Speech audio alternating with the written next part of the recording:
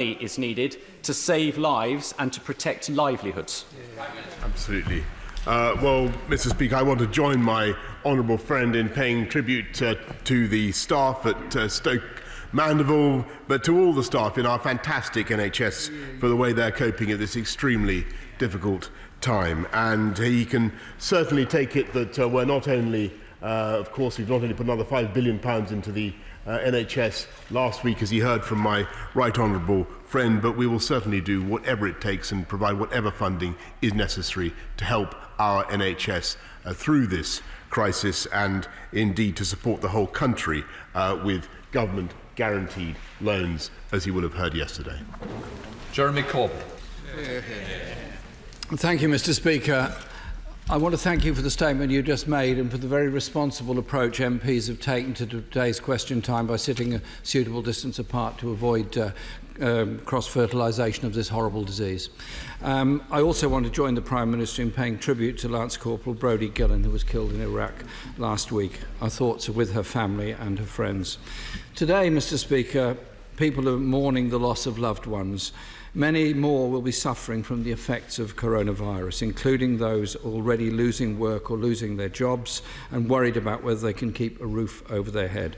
Our greatest thanks must go to the frontline medical and public health staff who are fighting to combat the spread of the disease, and to the public servants, postal workers in particular, who've given such sacrifices today, and cleaners who are providing vital support.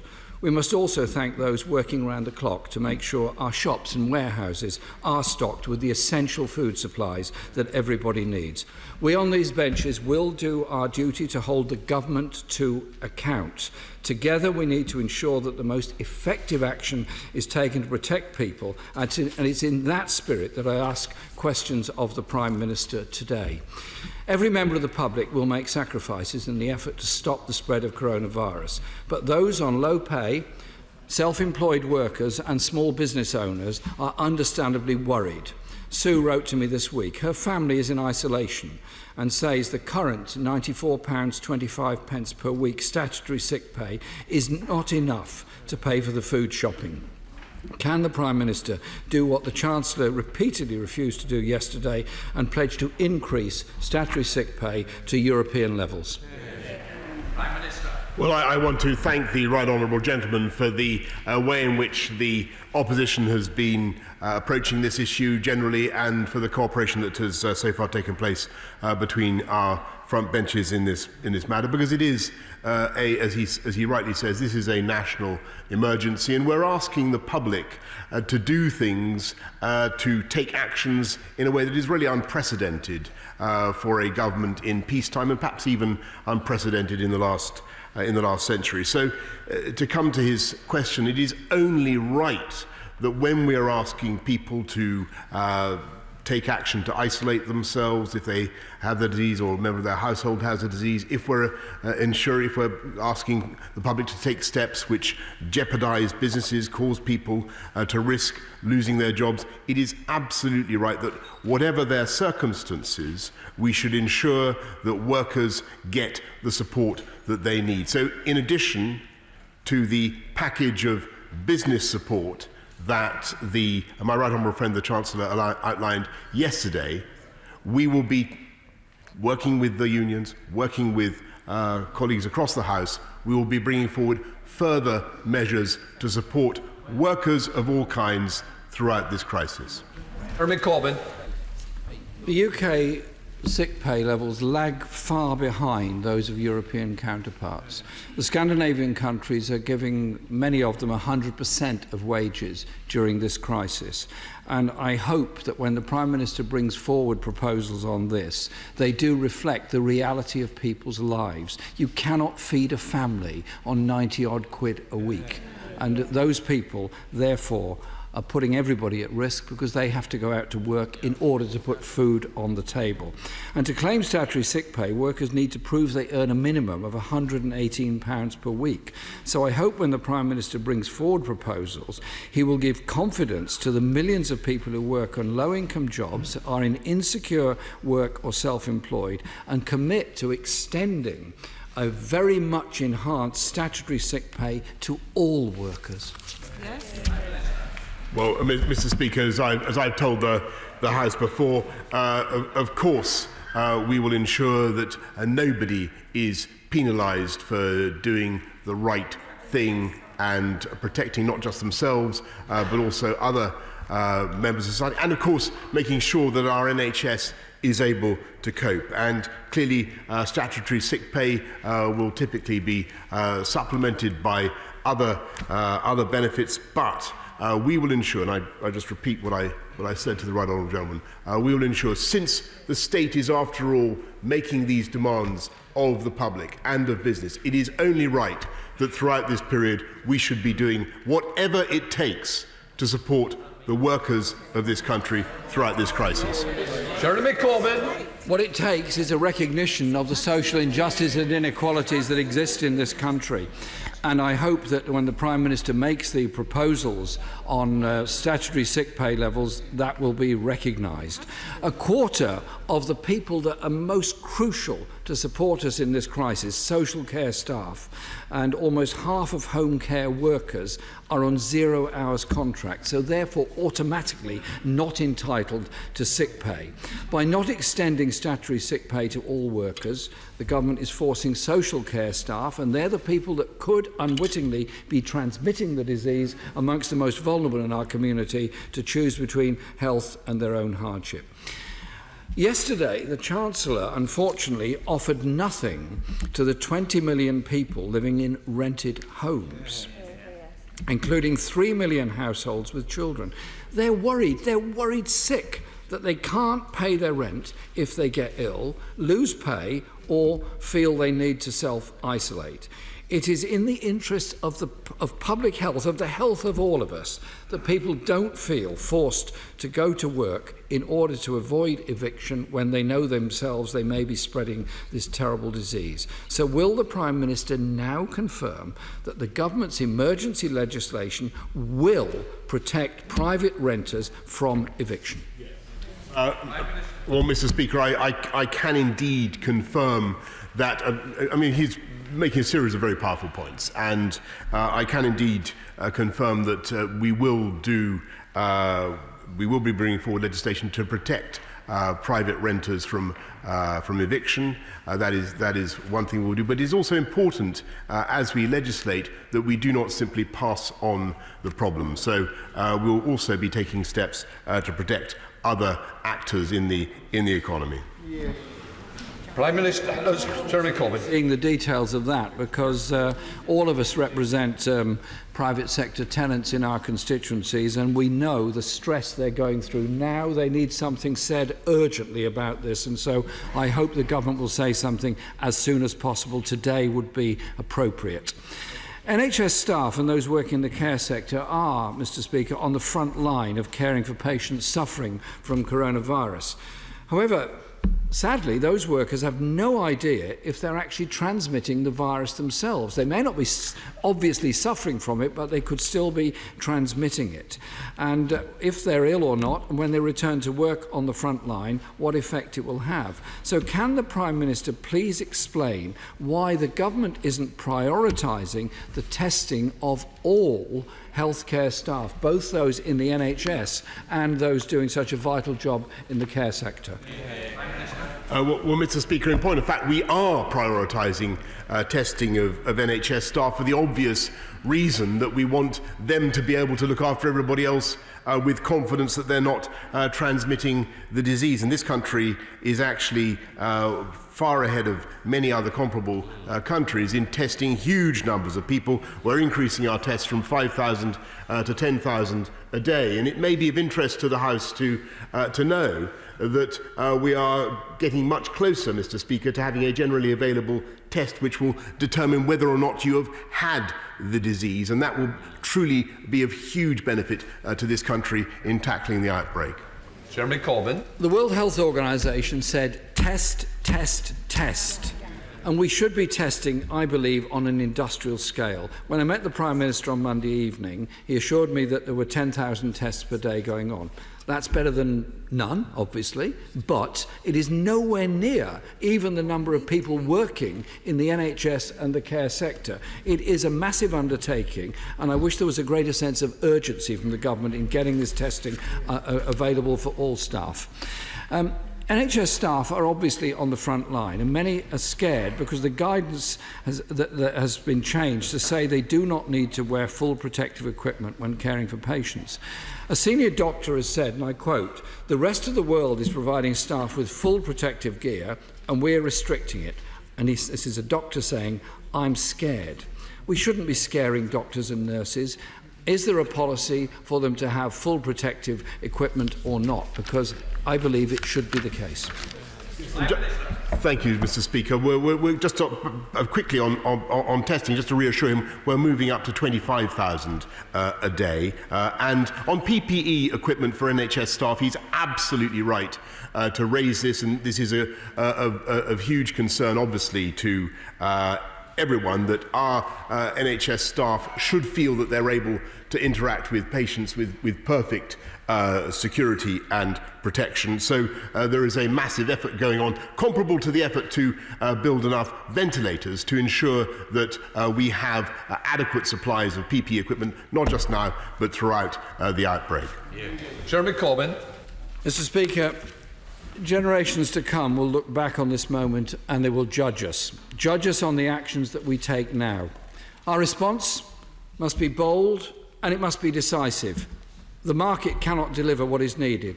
Only collective public action led by government can protect our people and our society. And that collective action must not allow the burden to fall most on those who lack the resources to cope, as happened after the financial crash. People across the country understand the need for temporary restrictions on our way of life to protect us all, and we will work with the government. But the Prime Minister must understand that will require balancing action to protect the most insecure and vulnerable in the interests of public health as well as of social justice.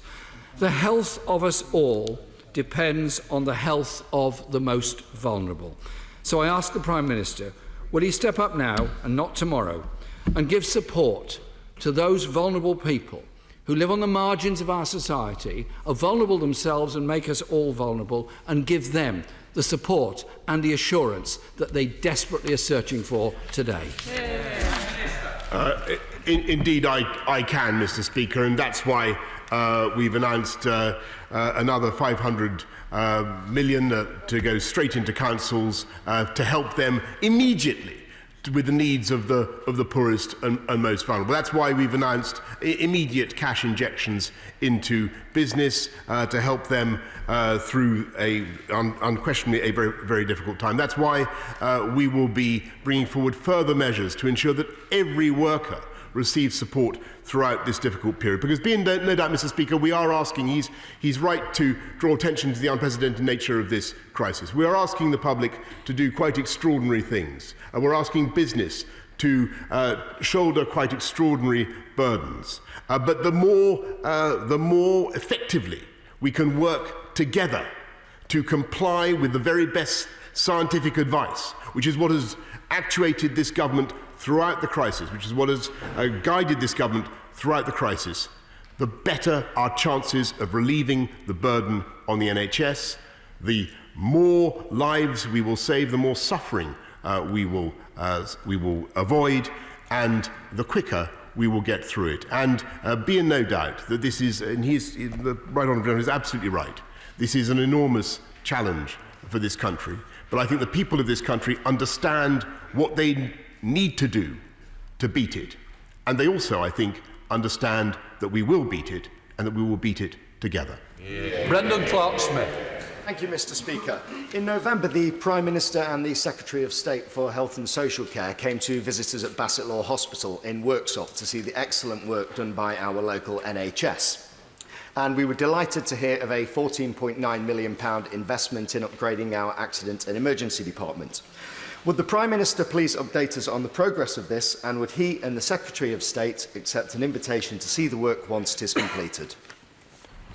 Mr. Speaker, well, I congratulate my honourable friend on what he's doing for Bassetlaw Hospital. Actually, I remember going to talk to the wonderful doctors and staff at Bassetlaw, and they explained in great detail their fascinating plan for improving service for their patients, and I am absolutely determined to support him and them in their ambitions. That's why we've put £15 million already into expanding emergency care capacity in Bassetlaw, and my right honourable friend, the Health Secretary, is working, I know, intimately with Bassetlaw to take forward the whole project. Ian Blackford. Thank you, Mr. Speaker. Can I associate myself with the remarks of the Prime Minister on the killing of Lance Corporal Brodie Gillen?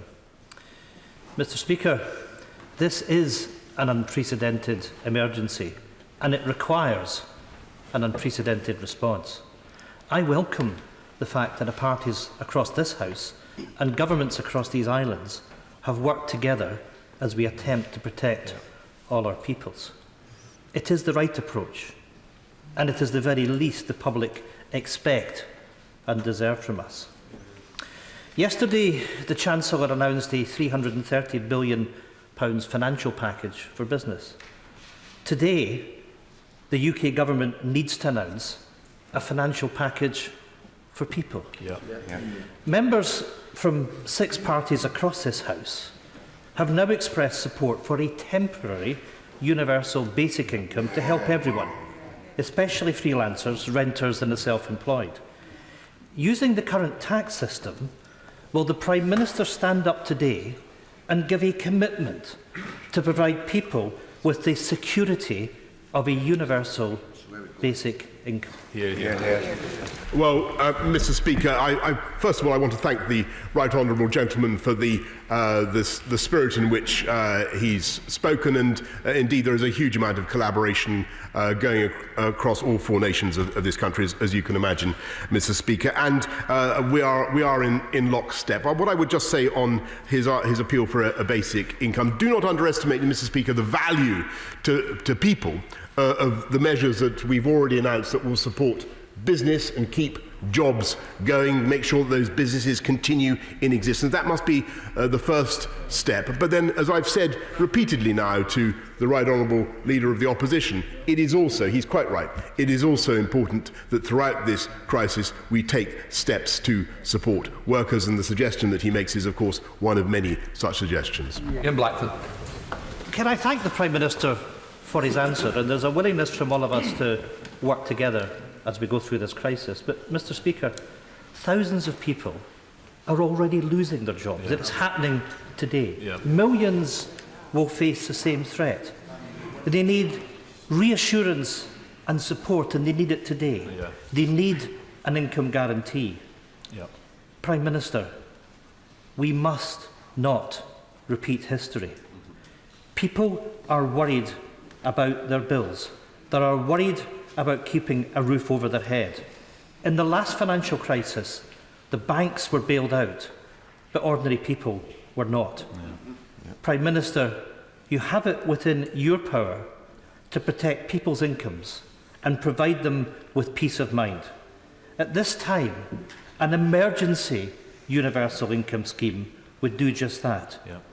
Will the Prime Minister, at the very least, to commit to meeting all of us who support this proposal and discuss how we can protect the incomes of all of our peoples? Well done, Ian.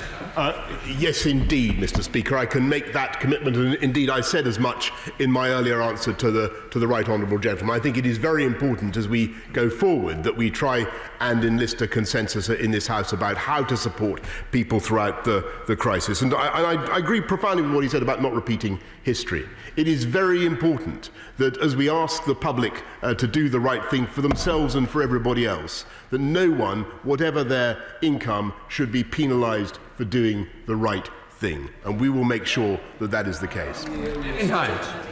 Can I welcome confirmation that routine Ofsted inspections will be postponed? And will the Prime Minister join in commending schools, leaders and teachers for all they've been doing in supporting families through this crisis?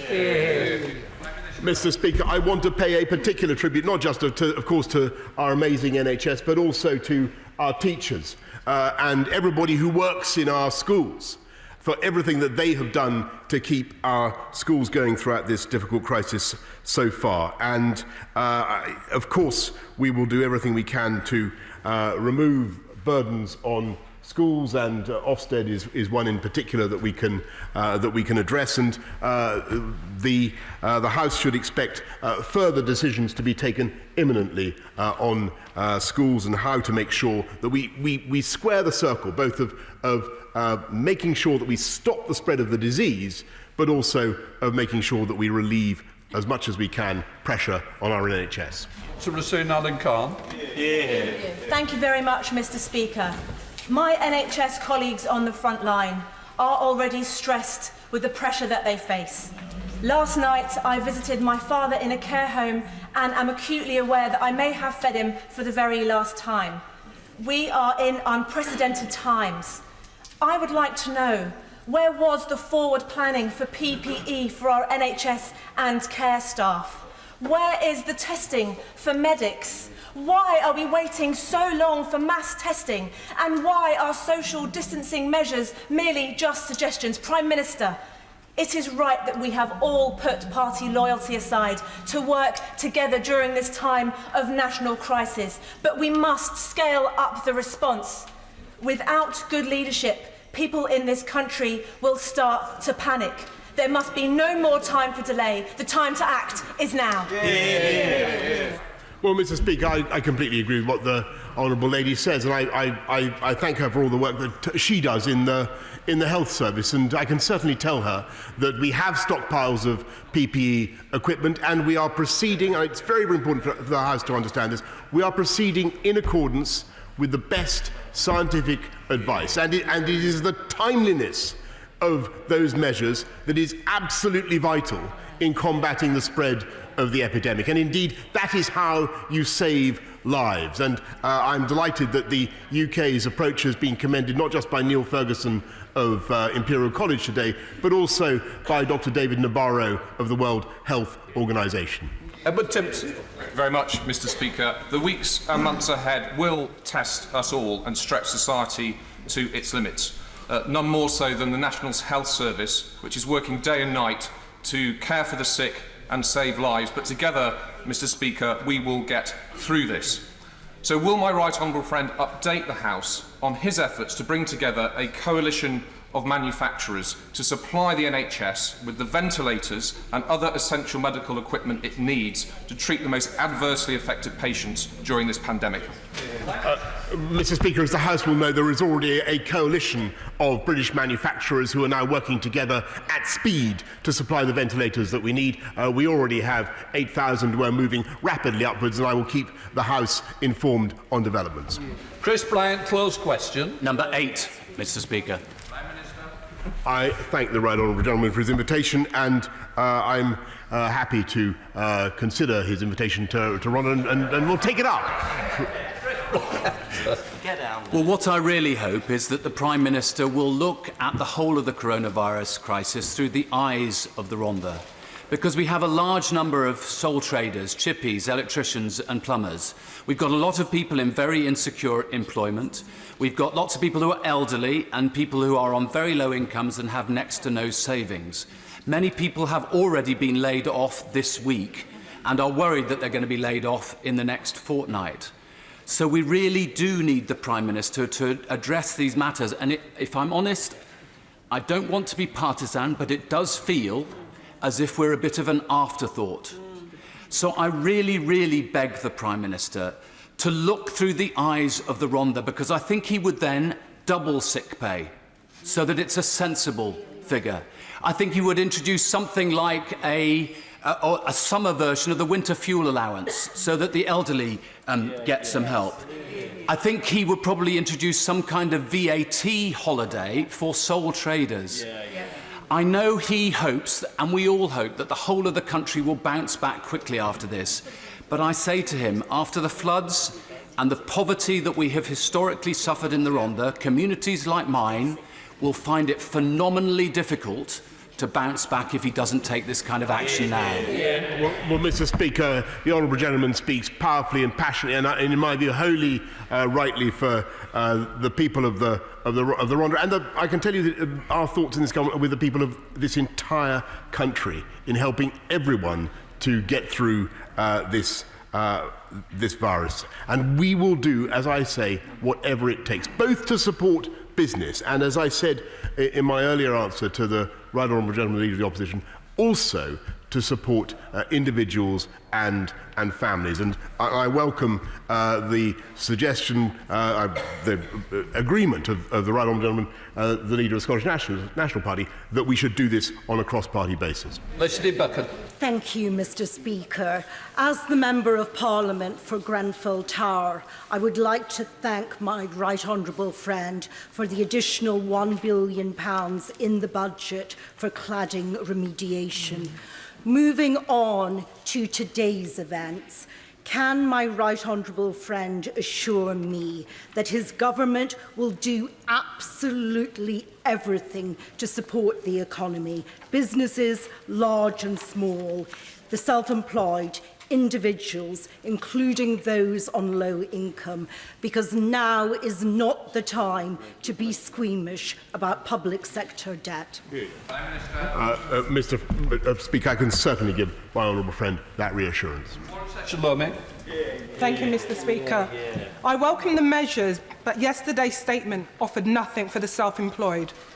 My constituency in Vauxhall has an estimated 30,000 self-employed workers, and a lot of those people are already feeling the financial pinch now.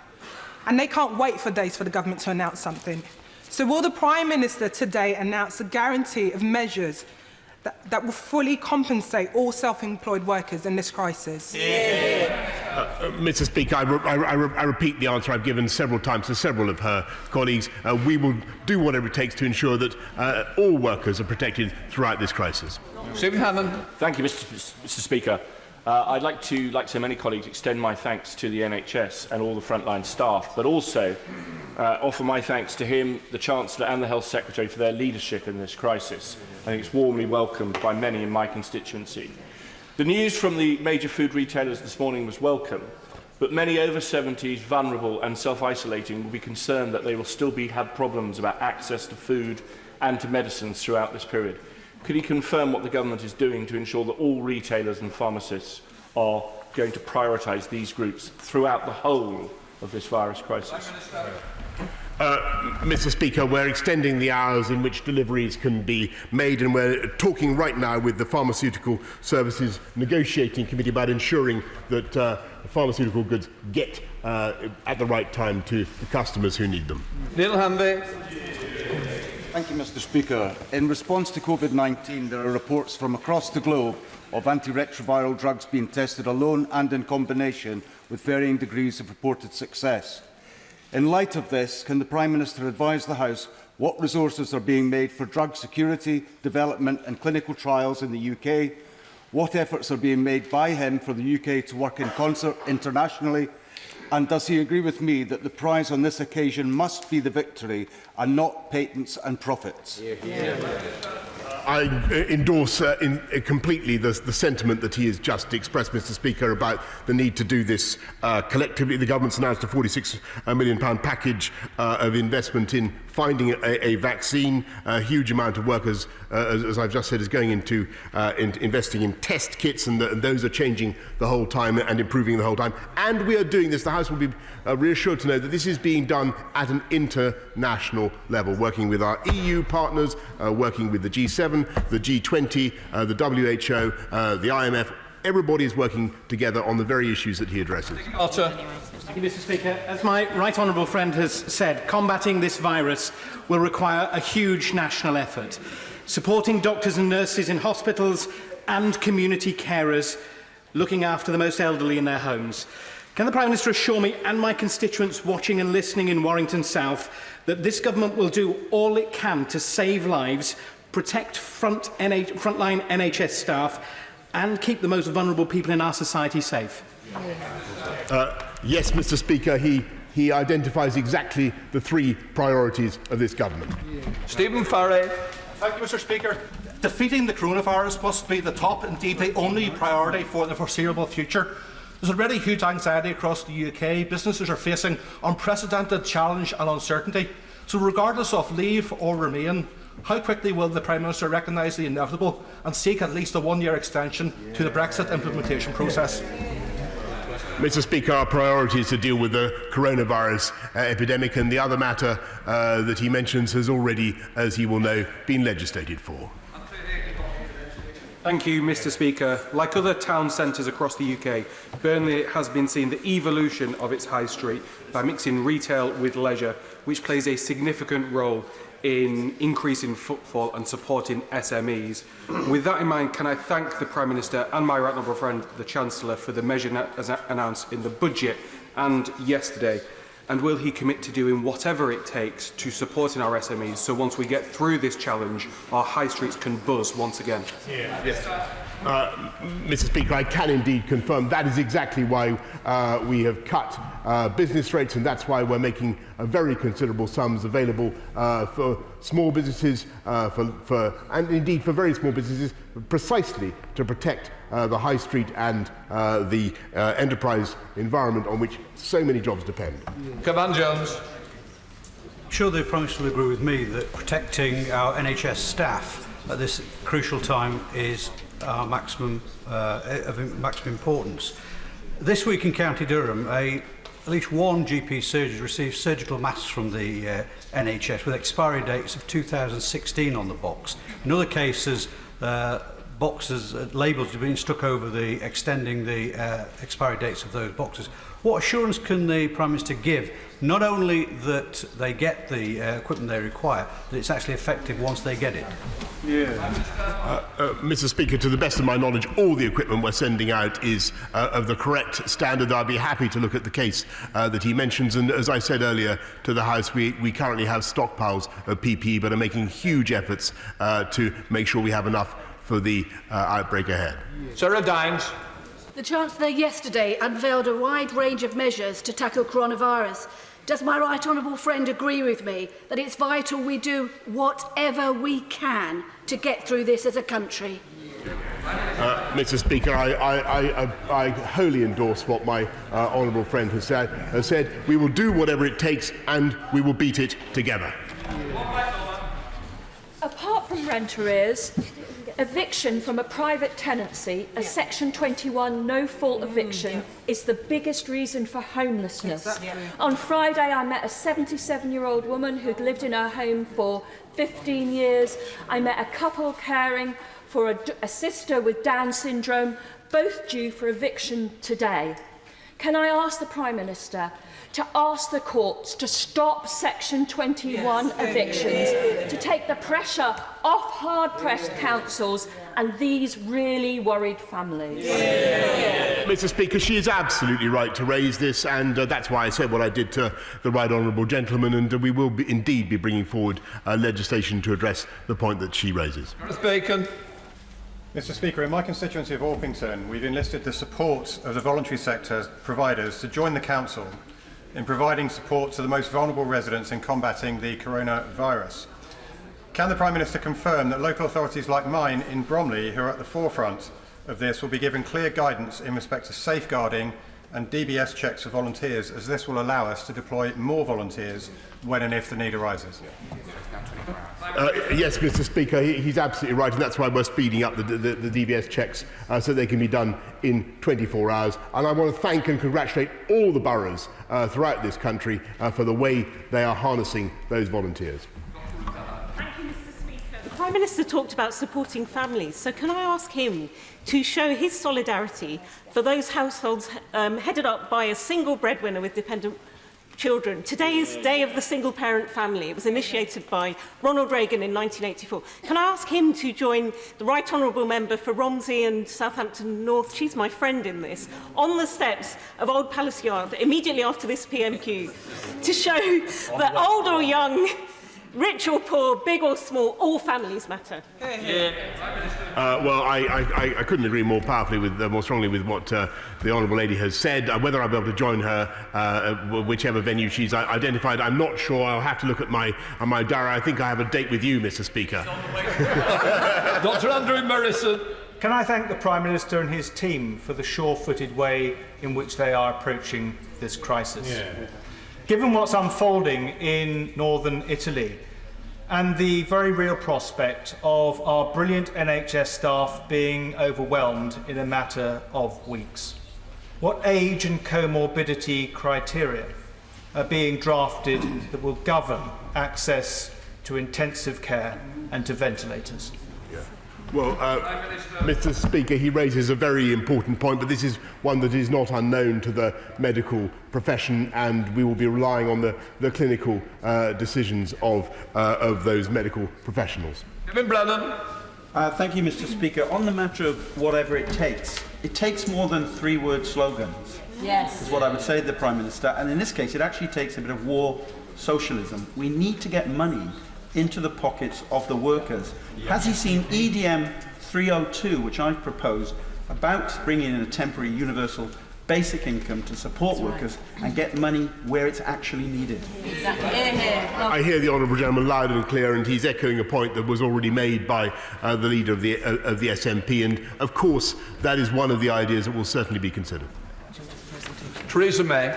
Thank you, Mr. Speaker. My right honourable friend is rightly engrossed day to day in dealing with the developments of COVID-19, but I'd like to ask him to cast his mind a little further forward. The Chief Scientific Advisor and the Chief Medical Officer have been clear that the best solution for this is a vaccine, but the Chief Scientific Advisor has said that that could be as much as a year away. I believe he's also suggested that until that vaccine is available, it may be difficult to ease restrictions successfully. Does my right honourable friend agree with that analysis? And if so, what does a sensible exit strategy look like? Mr. Speaker, the objective of the government and the objective of our scientific advisors is to depress the peak of the epidemic, to make sure that we get through it so that we come out on the other side, and that we do that as fast as possible. I'm not going to give and that's why we're taking all the measures that we've announced. That's why we've announced the package of business support that we have. I'm not going to give a timescale on it, but that is the strategy, and I'm absolutely certain that it will succeed. Right, we come to presentation of Bill, Secretary Robert Jeremy. I'll take them after this, sir. Okay. Minister to Non-Domestic Rating Public Laboratories Bill. Second reading what day? Tomorrow. Tomorrow. Presentation of Secretary Ben Wallace. Overseas Operations Service Personnel and Veterans Bill. Second reading what day? Tomorrow. Tomorrow. We now come to presentation of Bill Leila Moran. Vagrancy Repeal Bill. Second reading what day? Friday the 12th of June. Friday the 12th of June. We've all been told socially distanced. I'm just going to hand over now. Oh, I want to. Chris Bryant.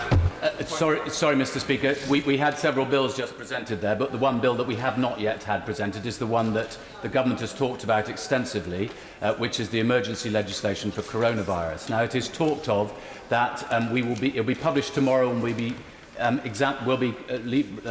dealing with it on Monday. I just hope that there will be a process whereby it will be possible to table amendments before second reading, which is not the normal convention, of course, but is for emergency legislation. And I hope that it might be possible for us, for instance, if the government is seriously intending to say that this legislation will last for 2 years, that we'll be able to table amendments to suggest that that could only be with review from Parliament on a regular basis.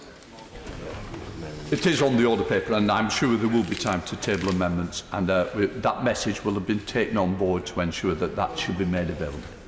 Right, we now come to 10-minute rule motion. Bambus Chorlambus. Thank you, Mr. Speaker. I beg to move that leave be given to bring in a bill to make provision about children's access to medical treatment and for connected purposes. The recent case of Tafida Rakib was a sad example of a long line of disagreements over treatment of seriously ill children, which have ended up in court. In February of last year, Tafida, then aged 5, suffered a traumatic brain injury which left her on a life support machine in a hospital in London. In autumn, and contrary to the wishes of her family, the hospital trust wanted to turn off her life support. Tafida's parents wanted to take her to Italy for further treatment, but this was challenged by the trust, who argued that it was in Tafida's best interest that she should not be taken out of the country, but instead be allowed to die. In a landmark High Court ruling in October, Tafida's parents won the right to take her to Genoa for medical treatment. Tafida was allowed to leave the UK, she received the medical treatment she needed, and just 9 weeks ago, she was taken out of intensive care and is now breathing unaided. In another case in 2014, a young boy, Ashaya King, who had a brain tumour, was taken abroad, contrary to the wishes of the local trust, for proton beam therapy, which was at the time not available in the UK. Ashaya's parents were arrested in Spain for not acting in Ashaya's best interest, but the High Court later ruled that he could receive the proton beam therapy in Prague. Following the therapy, which is now available in the UK, an MRI scan found that Ashaya was now free of cancer. But not all cases have such a successful outcome as these two examples. Following a breakdown in communication between the parents and medical professionals over an experimental treatment for mitochondrial disease, sorry, Mr. Page. These are just two of a number of cases where there is a disagreement ends up in expensive and intensive court proceedings where judges have to make what should be an ethical decision about medical treatment. This is a fundamental flaw in a system that this bill tries to remedy. And it's clear to me that we do not have the appropriate support mechanisms in place to bring parents and doctors together at an early stage where there are disagreements about treatment and to properly address difficult questions which may very well prevent these long, stressful and expensive court cases which are harmful to the child, parents, doctors and hospitals. In recent months, I've met with Chris Gard and Connie Yates, the parents of Charlie, who tragically and in highly public circumstances passed away on the 28th of July 2017. Charlie was born with a rare genetic disorder, MDDS, that causes progressive brain damage and muscle failure. Following a breakdown in communication between the parents and medical professionals over an experimental treatment for mitochondrial disease, the hospital and Charlie Gard's parents entered into a lengthy and distressing dispute involving a series of court proceedings. The case went to the High Court, the Court of Appeal, Supreme Court, and even the European Court of Human Rights. The case was painful for all involved, the parents, the medical professionals working at the hospital where Charlie Gard received his treatment, and everyone else concerned. The case clearly illustrated problems with the current dispute resolution systems. The court proceedings caused enormous emotional harm and stress to both parents and medical professionals. Both wanted to do what they thought was best for Charlie. Instead of a smooth and efficient process aimed at resolving the conflict, what we saw was a huge entrenchment and precious time lost when Charlie's health was deteriorating. Worse, parents and medical professionals were pitted against each other in the full glare of media, and this helped no one. Since then, Connie and Chris have dedicated themselves to preventing the escalation of conflict and protecting the doctor-patient relationship. These conversations and my observations of a number of similar cases have led me to table this bill, and I'm pleased to say that I have support from honourable members from across the House, as well as doctors, including medical ethicists and former presidents of the British Medical Association and the wider public. Organisations such as the Medical Mediation Foundation are already active in trying to resolve disputes between parents and doctors in various medical settings. A study by the Centre of Health Economics from the University of York also shows that as well as saving time and taking the stress out of disputes, mediation could also save trusts money by resolving issues concerning treatment quicker and without the need for expensive proceedings. Broadly, the bill does 5 things, all geared towards addressing disagreements quickly and clarifying the legal situation so that cases are less likely to end up in court. First, it requires the Secretary of State to put in place measures to improve early access to mediation services in hospitals where conflict is in prospect. Mediation has been proven to be an effective way of re-establishing trust between parents and doctors and helping them work together to make the best decision for the child. But currently, access to and take-up of mediation services is very low. Second, it provides access to appropriate clinical ethics committees so that both doctors and parents can be supported in making difficult decisions by impartial ethical experts. Very few hospitals have access to medical ethics committees, meaning that parents and doctors often face a postcard lottery when looking to get the appropriate ethical advice. This bill would put a provision in place for committees to come together quickly when required and ensure that doctors and parents do take the step of calling for a committee at an early stage when they're faced with difficult decisions. Third, the bill would provide the means necessary to obtain second medical opinions swiftly, ensuring that when requested, parents receive access to the child's full medical data so that those second opinions are fully informed. Fourth, it seeks to provide access to legal aid to ensure that families are not forced to employ costly legal representation or rely on outside interest groups in order to fund representation in the courts. Finally, the bill would create a new legal test of whether an alternative credible medical treatment could cause a child disproportionate risk of significant harm in order to decide whether a parent is able to seek that treatment for their child. This test would replicate the legal test already used by social services, considering whether to remove a child from their parents' care, and would sit before rather than replacing the current best interest test, which is very broad and can be subject to a number of different interpretations. The clarity brought by this test would in turn bring more certainty around the legal outcome of a legal decision and therefore prevent cases from ending up in court. It is my view, and the consensus view of medical ethics, that if a treatment is not harmful and reputable doctors are willing to provide it, that no one should be prevented from seeking this treatment, and the new test of disproportionate risk of significant harm aims to clarify this. Most of all, the underlying aim of this bill is to prevent conflict between doctors and parents and help support them as they work together during the very stressful and upsetting situations. Conflicts are bad for doctors, they're bad for parents, bad for our NHS, and bad for the children whose care is under consideration.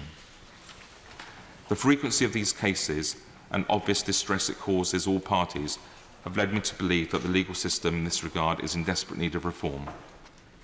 I hope my parliamentary colleagues will agree with me on this. I commend this bill to the House. The question is that the honourable member have leave to bring in the bill. As members of that opinion, say aye. Aye. Of the contrary, no. The ayes have it. The ayes have it. Who will prepare and bring in the bill?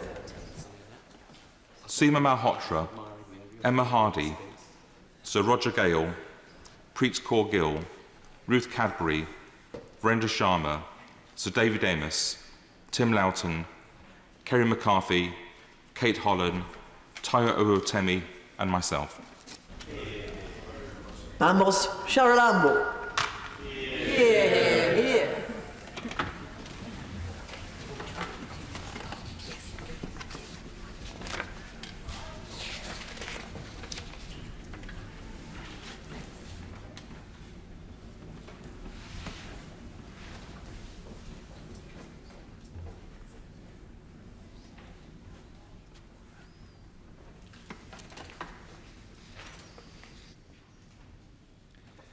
Children, access to treatment bill.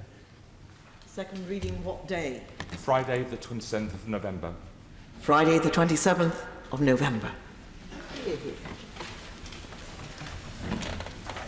We now come to the first Opposition Day motion on statutory sick pay and protection of workers, and I call Margaret Greenwood to move.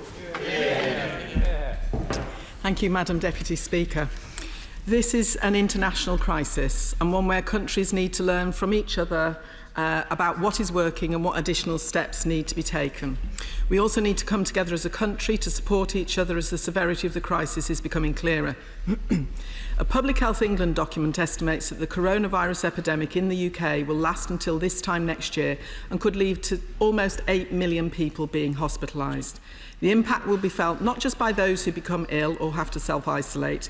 This public health crisis has really exposed the fault lines in an economy in which insecure, low-paid work is so prevalent. In the budget last week, and again yesterday, the Chancellor announced measures to support business, but there was a glaring omission when it came to workers on low income and those who are unable to work. Public Health England warns that it is estimated that at least 10% of people in the UK will have a cough at any one time during the months of peak COVID-19 activity. The revised health advice is that anyone with a cough should self-isolate for at least 7 days and for 14 days if they live with other people. It is right that people should not go on working when they're not well, but the government's measures so far still leave many people facing a cruel choice between their health and financial hardship, and it's a choice which has impacts on the health of the people they come into contact with too.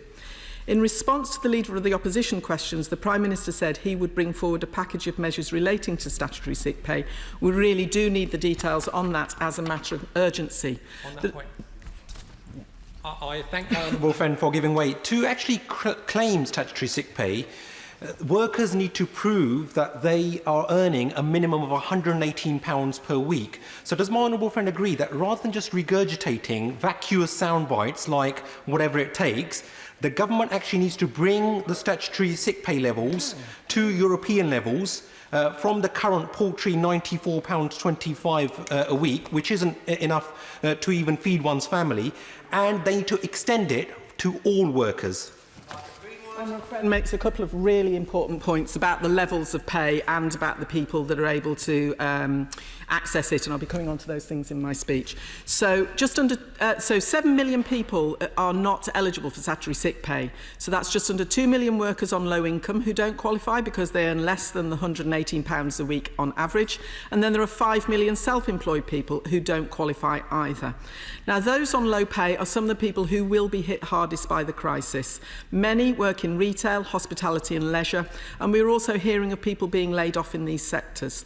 Others will be concerned that their jobs may be at risk, and these anxieties could also make them more likely to carry on working even if they are unwell.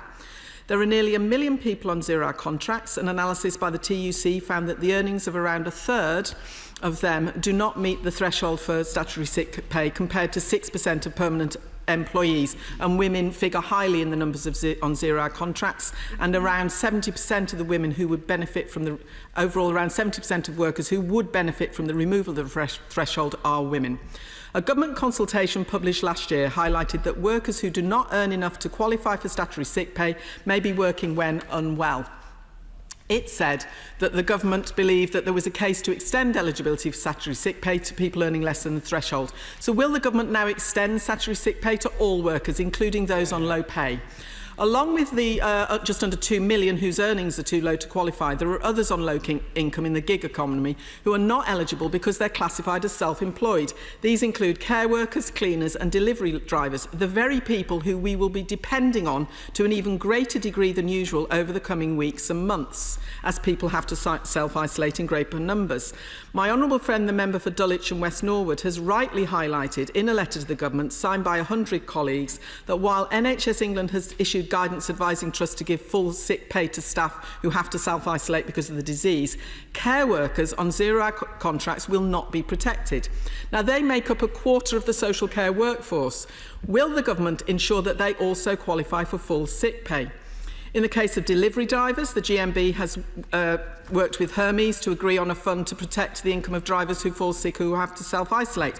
But there are other examples of companies offering derisory payments or even requiring drivers to continue to meet the cost of renting vans even while they receive sick pay. It shouldn't need emphasising how important it is that people in occupations going from one house to another should not go on working when unwell. We depend on people like carers and drivers. The government has a responsibility to protect them if they're unable to work because of the outbreak. There is also a case to extend statutory sick pay to the self-employed more generally, as the Irish government has done. Many people who are disabled, who have been ill, for example, choose self-employment because of the flexibility that it can give them to choose hours that are manageable.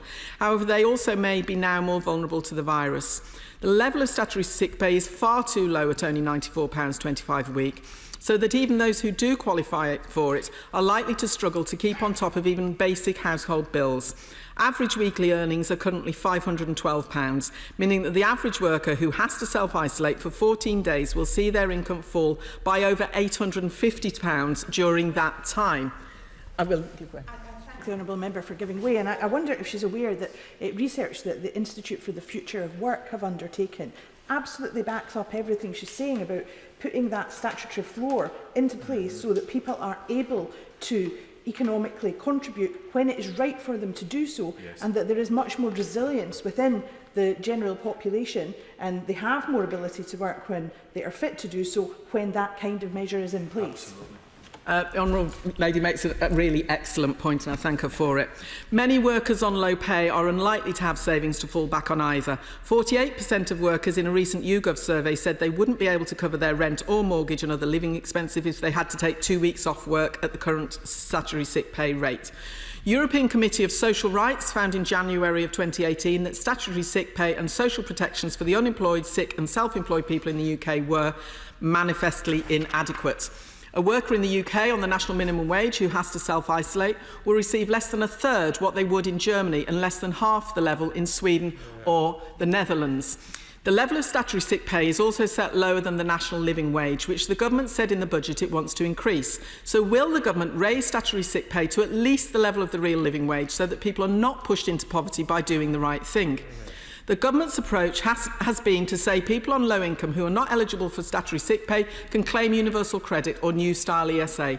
That is not the answer. Universal credit acts as a vehicle for cuts, and the level of support is simply too low. The 4-year benefits freeze will only come to an end in April, and as a result, families living in poverty have been left £560 a year worse off on average. So will the government raise the level of social security payments in order to build resilience in people facing the virus? The 5-week wait for payment of universal credit means there will remain a risk that people will go on working when unwell. The government says people can request an advance, but advances are loans that have to be paid back, often on top of other debts built up during that period. So will the government commit to ending the 5-week wait, and will they change the loan into non-repayable advance? The truth is that people have often have to rely on food banks to survive, as well as advances during the first 5 weeks, and often after that as deductions are made from their universal credit when it finally does arrive. However, there's reports that panic buying by the public is leading to food banks running short. People using food banks can't afford to stock up, and so disadvantaged still further. The government should be taking measures to protect people in poverty in the current situation. Will the government immediately suspend deductions from social security for anyone who becomes ill or is forced to self-isolate, and consider suspending them for all other claimants? Will the government suspend work search requirements for anyone directly affected by the virus? And will the government suspend all sanctions? In the budget, the Chancellor also suggested that some people who become ill but don't qualify for statutory sick pay could claim New Style ESA. That's £73.10 a week, even lower than statutory sick pay. Someone who is ill as a result of the coronavirus or for any other reason should not be pushed into poverty and left worrying about how they will cope financially in addition. So will the government raise the level of New Style ESA payments? Even to get that, someone has to have built up a contribution record over the past 2 years, which people in insecure work in particular may find difficult to do. The government announced it was temporarily suspending face-to-face assessments for sickness and disability benefits. That is welcome as far as it goes, and we've been highlighting the major problems with the way that assessments are carried out on this side of the House for a long time. But the government has said that it would be replaced by telephone or paper-based assessments. That could risk increasing pressure on GPs at a time when they are already overrun. So can the government tell us clearly how assessments will be carried out during the current outbreak? Media reporting of the virus highlighted that most at risk had underlying health conditions. What is the government's response? Therefore, to Mind's call for all reassessments to be suspended to give people security of income at this time. What action will the Secretary of State take to protect people who care for a loved one who was already ill or disabled before the crisis began? Neither person may be directly affected by the virus, but attending a job centre could leave the carer at greater risk of contracting the virus. The truth is that Social Security changes aimed solely at people who are self-isolating or ill will not be enough. There will be other people affected by the crisis. The government has said it will suspend the minimum income floor in universal credit for self-employed people directly affected. Will it also suspend the minimum income floor for all workers, given that many will be affected as a result of the crisis and the impact on the economy? The demands on DWP